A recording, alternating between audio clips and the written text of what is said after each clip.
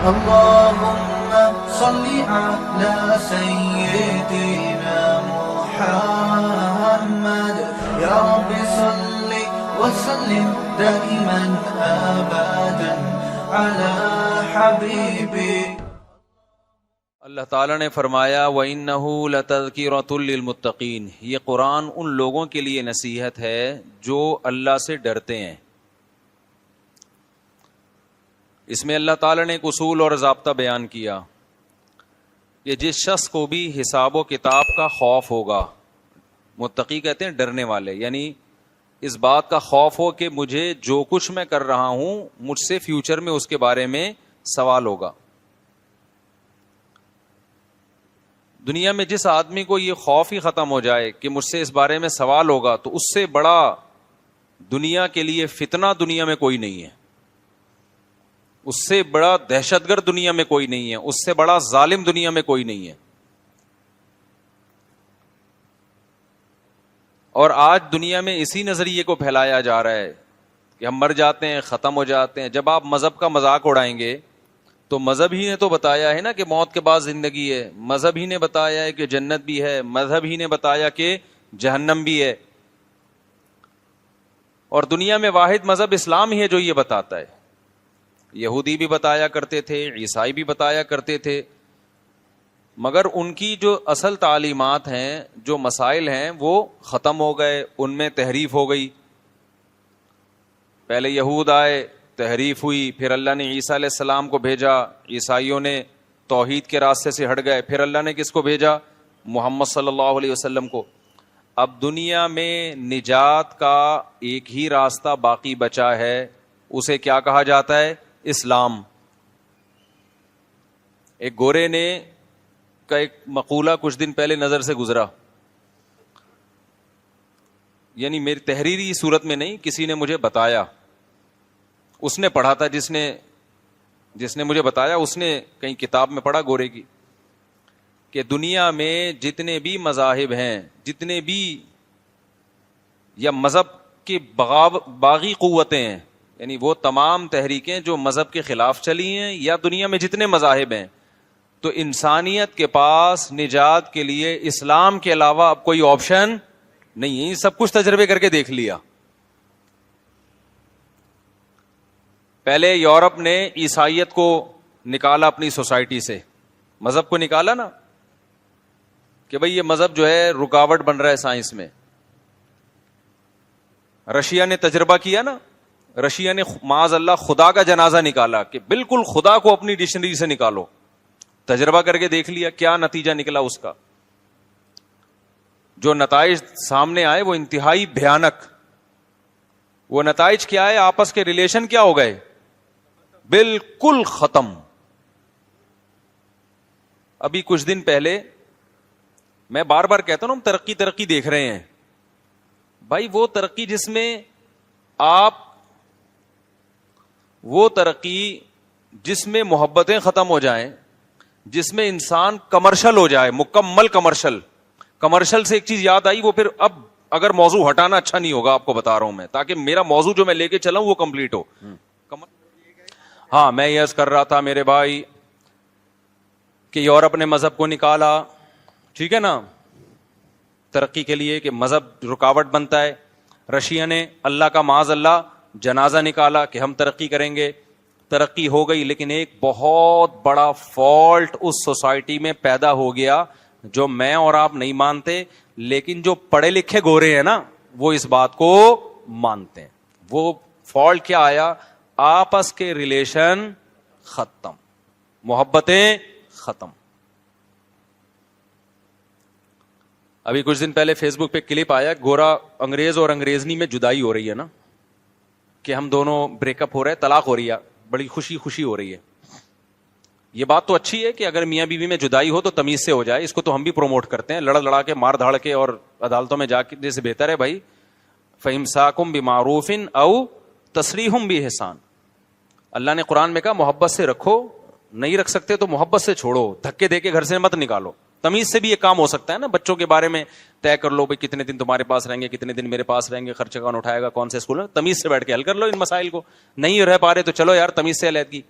تو اس کو تو ہم بھی پروموٹ کرتے ہیں, لیکن ان کا ہوا یہ تھا کہ انہوں نے کہا کہ وہ جب علیحدگی ہو رہے ہیں تو نیچے اردو میں ان کی ٹرانسلیشن بھی آ رہی ہے, تو نیچے پاکستان نے دبا کے گالیاں دی, اور بالکل صحیح گالیاں دی بھی تھی. وہ کہہ رہا ہے کہ ہم دونوں آپس میں علیحدگی اختیار کر رہے ہیں لیکن ایک فرینڈ شپ ہماری رہے گی. نیچے لکھا بغیر تو, جب تو الگ ہو رہا ہے تو پھر تعلق کیوں رکھو گے ہیں؟ جب تم دونوں میاں بیوی میں طلاق ہو رہی ہے, گورے ہیں نا وہ, تو پھر تیری لگتی کیا ہے جو پھر بھی فرینڈ شپ. تو میں نے کہا یار شکر ہے انگریزوں نے تو بہت اچھے اپریشیٹ کیا ہوگا نا, نائس, ویری گڈ, اور بہت بہترین, کوئی مسئلہ نہیں ہے. پاکستانیوں نے دبا. پھر ایک نے لکھا ہوا تھا, وہ لگتا ہے کوئی میرا بیان سنتا ہوگا, انہوں نے بولا جب اس عمر میں بھی تم لوگوں کے بچے نہیں ہیں تو پھر طلاقیں ہی ہوں گی. واقعی یار تم اس, وہ تو تھوڑے ایجڈ لگ رہے تھے, کم بختوں, ایک کسی نے لکھا ایک آدھ بچہ بھی پیدا کر لیتے نا تو آج یہ دن دیکھنا نہ ملتا. بچہ ہونے کے بعد طلاق کا ریشو چانس بڑھتا ہے یا کم ہوتا ہے؟ بہت کم ہو جاتا ہے. جب تک اولاد نہیں ہے تو میاں بیوی تو کاغذ میں ہے نا, نکاح ہے, کوئی حقیقی ریلیشن تھوڑی قائم ہوتا ہے ان کا. تو میں نے کہا یار یہ بندہ لگتا ہے میرے بیان سنا لیکن تمیز سے نہیں سنا. اگر پورے پراپر سنتا تو نیچے لکھتا اس عمر تک تم کمبختوں کے 8-10 بچے ہو جانے چاہیے تھے. بچے گھر میں گھوم رہے ہوتے, داماد ہوتے, بہنوئی ہوتے, پوتے ہوتے, نواسے ہوتے, بہویں ہوتی, کتنی اچھی لائف گزر رہی ہوتی. 20-25 سال سے ایک دوسرے کا منہ دیکھ رہے ہو, اور 20-25 سال کے بعد خیال آ رہا ہے کہ یار ہماری آپس میں بن نہیں رہی, ہمیں بریک اپ کر دینا چاہیے. تو میں نے کہا کہ دیکھو کیسی نیچرل لائف سے اللہ نے ان لوگوں کو محروم کر دیا. کیا فائدہ یار تو کمپنی میں جاب کر رہا ہے یا کوئی بزنس کر رہا ہے, ہمیں تو خوشی پیسہ کمانے کی اس بات کی ہوتی ہے ہم کس کو کھلا رہے ہیں, بیوی بچوں کو کھلا رہے ہیں. ان میں دیکھو دولت مند آدمی کو خوشی اس بات کی ہوتی ہے کہ میری بیوی اور بچے مجھ سے خوش ہوں گے جب میں نوٹ گھر میں لے کر آؤں گا, بہن بھائی مجھ سے خوش ہوں گے, یہی تو پیسہ کمانے کی خوشی ہے.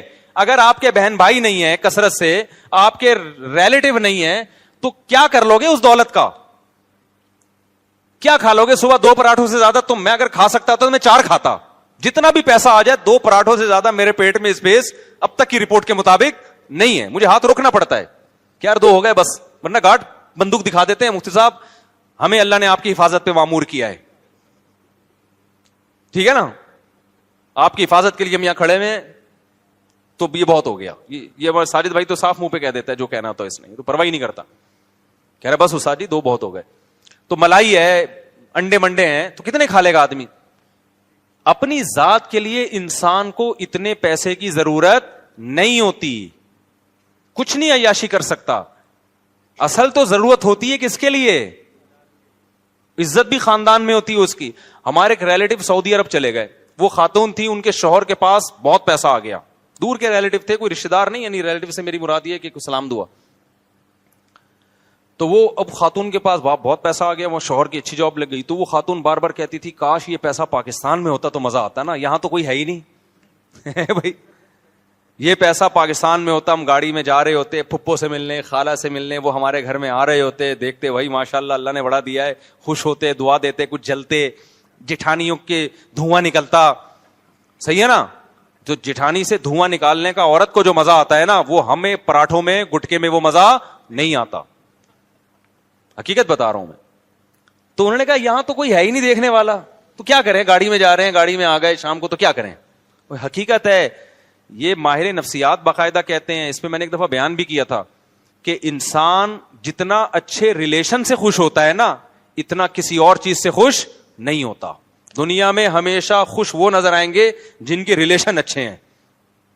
تن اللہ نے, میں بار بار ایک بات کہتا ہوں بھائی, نیچر سے لڑ سکتے ہو, سائنس کتنی ہی ترقی کر لے, تو کیا آپ انسان کی نیچر کو چینج کر سکتے ہو؟ دیکھو سائنس نے اتنی ترقی کی, تو کیا اب دانتوں کی ضرورت ختم ہو گئی ہے؟ یار گرینڈر مشینیں آ گئی ہیں, اب پرانے زمانے کی طرح یار ہم روٹی کو لے کے گھنٹہ بیٹھ کے, وہ جیسے ہمارے دادے پردادے گاؤں دیہات میں چبایا کرتے تھے, اب ہم بھی 1 گھنٹہ, اب سائنسی ترقی کا دور ہے بھائی, اب ہم نے ترقی کرنی ہے, اب روٹی کو گرینڈ کر کے جوس بنا کے پی جاؤ, ٹائم بچاؤ. دنیا میں کوئی دیکھا سائنٹسٹ جو اس کو پروموٹ کرے؟ بولو نا کیا ہو گیا بھائی, ابھی بھی دانتوں سے چبانا پڑے گا. گرینڈر مشین وہ فائدہ نہیں پہنچائے گی جو دانت پہنچائیں گے. ہضم یہاں سے شروع ہو جاتا ہے, ہضم کا عمل. پھر آپ نے کہا یار ابھی بھی روٹی, چاول, آلو اور سبزیاں, آپ سائنس بہت میڈیکل سائنس نے تو بہت ترقی کر لی ہے. اب کوئی ایسا شارٹ سسٹم آنا چاہیے. اب تو انسان کو پتا ہے کہ بھائی اتنی باڈی میں پروٹین ہوتے ہیں, اتنا گلوکوز کی ضرورت ہوتی ہے. اب ایک انجیکشن لگاؤ, صبح ناشتے سے پہلے ٹھوکو اور آفس جاؤ. کوئی ترقی ہونی چاہیے نا. ڈاکٹر اب بھی کہتا ہے بھائی آئرن کی کمی کے لیے سیب کھاؤ, ٹھیک ہے نا. زیادہ زیادہ یہ کر دیا کہ کوئی ملٹی وٹامن ٹیبلٹ جاتے ہو, لیکن وہ ٹیبلٹ بھی تو انہی چیزوں سے نکالی ہے نا, اور وہ بھی کوئی آلٹرنیٹ تھوڑی ہے. ایسا تھوڑی بھائی آئرن کی کمی ہو گئی تو کچھ آئرن کے کیپسول ڈاکٹر کھلا دے گا. یہ تو نہیں کرے گا نا کہ آپ کو کھانا پینا چھوڑ دو, اب ملٹی وٹامن ہی پہ سیٹ ہو جاؤ. ایسا تھوڑی ہوگا, کھانا پڑے گا آپ کو, فائبر لینا. دیکھو برگر آ گئے نا تو اس سے لوگوں کی صحتیں ہو گئی خراب, کیونکہ برگر یہ نیچرل نہیں ہے. نیچرل کیا ہے؟ جو روٹی ہے, جو چھلکے والی روٹی ہے وہ نیچرل ہے. چینی آ گئی, اس سے صحت اچھی ہوئی خراب ہوئی؟ خراب ہوئی. حالانکہ یہ شارٹ ہے نا, پہلے میٹھا کھانے کے لیے آم کھانا پڑتا تھا اور گڑ کو نچوڑنا پڑتا تھا, ٹھیک ہے نا. اب سائنس نے ترقی کی اور چینی آ گئی, لیکن چونکہ چینی نیچر سے تھوڑی دور ہو گئی ہے, اس کے فائدوں کے بجائے نقصانات کیا ہیں؟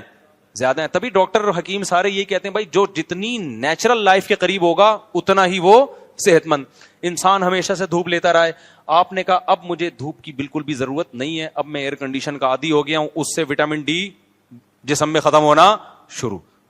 میں نے ایک ڈاکٹر سے کہا بھائی اتنا لوگوں میں وٹامن ڈی کی ڈیفیشنسی ہے, یہ وجہ کیا ہے؟ دھوپ میں بھی تو جاتے ہیں. انہوں نے کہا بھائی جتنا دھوپ میں بیٹھنا چاہیے اتنا نہیں بیٹھتے. پہلے اب کئی کئی گھنٹے دھوپ میں بیٹھے رہتے تھے, کھیتوں میں کام کرتے تھے. اب انہوں نے کہا اب یہ میڈیسن سے ہی دور ہوگی, کیونکہ دھوپ تو لے نہیں رہے ہیں, اور ایک دفعہ کمی ہو جائے تو وہ تو ویسے بھی دھوپ سے کہتے ہیں ڈاکٹر لوگ کے دور نہیں ہوتی. تو نیچر کا کوئی آلٹرنیٹ نہیں ہے. تو یاد رکھو انسان کی نیچر کے دو پہلو ہیں, بہت اہم بات ہے, اس کو سمجھو اچھی طریقے سے. ایک ہے مادی زندگی, ایک ہے روحانی زندگی, یا انسان کی جو یوں کہہ سکتے ہیں کہ دماغی زندگی, آپ اس کو سے تعبیر کر لیں. روحانی زندگی, نفسیاتی زندگی انسان کی. انسان کو جیسے اپنی باڈی کو درست رکھنے کے لیے نیچرل لائف کی ضرورت ہے, اپنی کھوپڑی کو درست کرنے کے لیے بھی نیچرل انوائرمنٹ کی ضرورت ہے. کیا مطلب؟ آپ نے کیا کیا,